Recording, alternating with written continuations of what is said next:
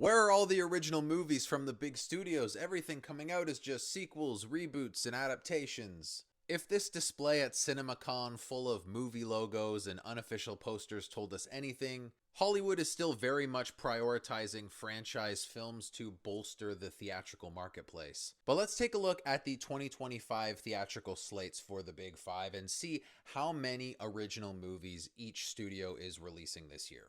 First up is Paramount Pictures with two. The first is the action comedy Novocaine starring Jack Quaid. The other is Roof Man starring Channing Tatum as fugitive Jeffrey Manchester, who became known for robbing McDonald's restaurants through the roof and hiding in the walls of a Toys R Us. Next up, Disney and 20th Century Studios, two.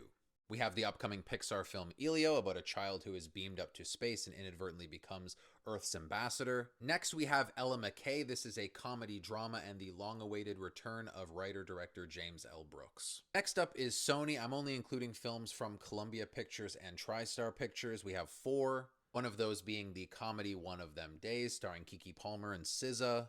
Clica, a film about a small-town musician. A Big, Bold, Beautiful Journey, which is set to premiere this fall, starring Margot Robbie and Colin Farrell. And Eleanor the Great. This is the directorial debut from Scarlett Johansson, starring June Squibb. Universal has four this year, thanks in large part to its pretty consistent horror output.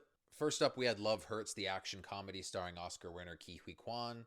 We have The Woman in the Yard and Drop, which are both in theaters right now. And Him, this is an upcoming sports-themed horror movie from Monkey Paw and producer Jordan Peele. And finally, the winner, kind of surprisingly, is Warner Brothers with 6 original films this year. Of course, Companion, the sci-fi thriller led by Sophie Thatcher and Jack Quaid. We have The Alto Knights, the crime movie starring Robert De Niro. While this is based on real figures, it has no source material. Sinners, the new one from Ryan Coogler, which is already taking the world by storm. We got F1, Brad Pitt teaming up with Joseph Kosinski, the director of Top Gun Maverick.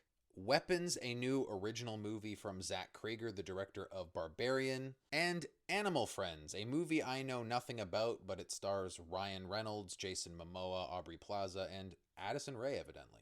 Of course, all these studios could be doing more to facilitate the creation of original material beyond the treasure trove of IP they all possess. I'm just going to take solace in the fact that some of these are bound to catch on, and hell, maybe even spawn franchises of their own.